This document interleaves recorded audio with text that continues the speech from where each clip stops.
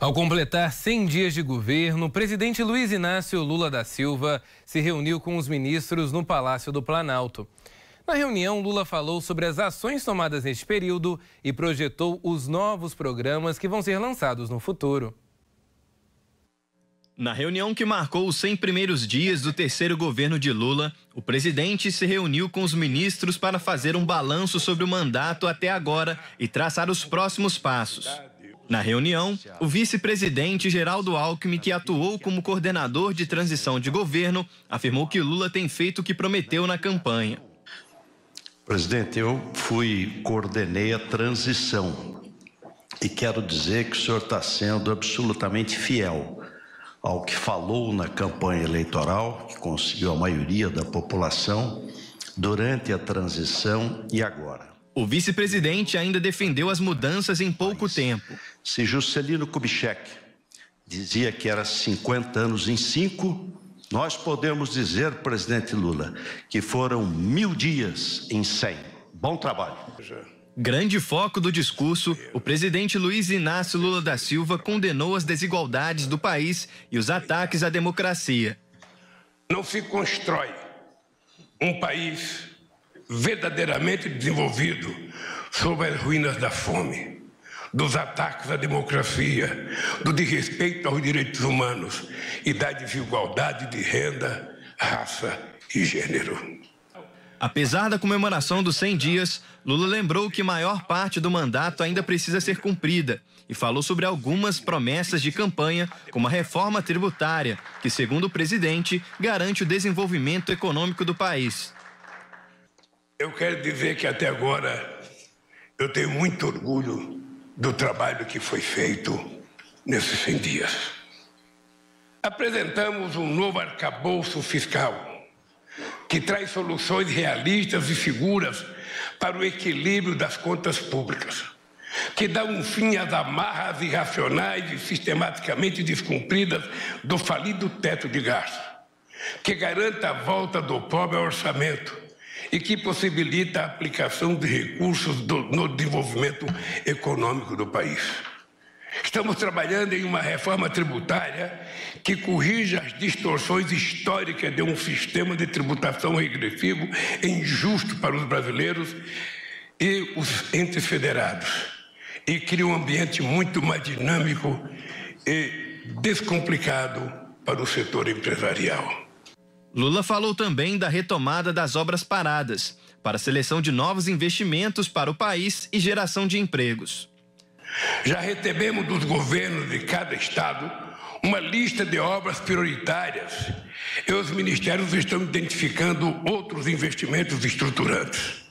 Até o início de maio, anunciaremos a lista definitiva de empreendimentos e os mecanismos que farão com que eles saiam rapidamente do papel e gere os milhões de empregos que todos nós sonhamos que vai acontecer nesse país.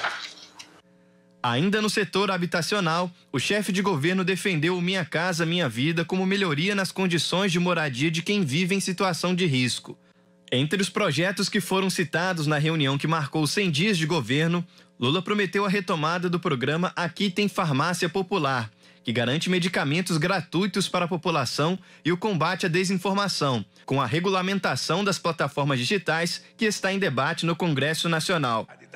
Ainda neste semestre, o presidente disse que vai ser iniciados debates do Plano Plurianual Participativo com as atividades nos 27 estados. Segundo o governo, o projeto possibilita à sociedade participar ativamente no processo de planejamento das ações para a reconstrução do Brasil.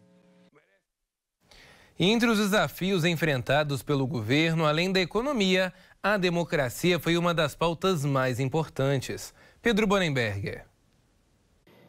Elias, estes primeiros 100 dias de governo Lula foram marcados por um governo que encontrou o país numa situação deplorável em vários aspectos. Inclusive, isso ficou provado já nos primeiros dias ali, de governo, dia 8 de janeiro, houve a invasão a Brasília, uma tentativa de golpe, aquele cenário de destruição que nós assistimos na Praça dos Três Poderes.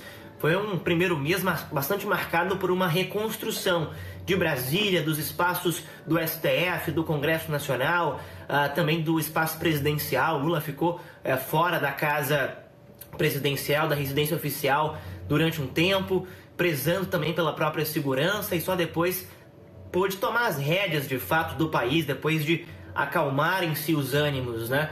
Nas primeiras ações, Lula definiu, portanto, um governo com 37 ministérios, uma divisão bastante grande, né, que foi criticada por alguns especialistas, mas que na cabeça do governo faz sentido para a divisão de cargos e também para resolver os problemas que têm que ser resolvidos aqui dentro do país. E uma outra questão também, revogação de medidas que facilitavam o garimpo ilegal na Amazônia, foram alguns dos das primeiras ações de Lula frente ao governo.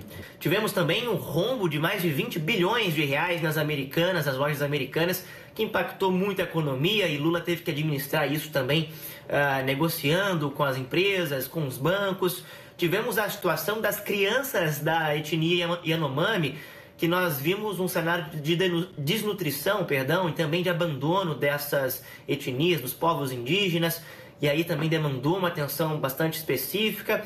E já em janeiro, Lula começou as primeiras visitas internacionais, passando pela primeira colega, digamos assim, pelo primeiro país mais próximo dele, que foi a Argentina, onde ele teve seu primeiro compromisso internacional.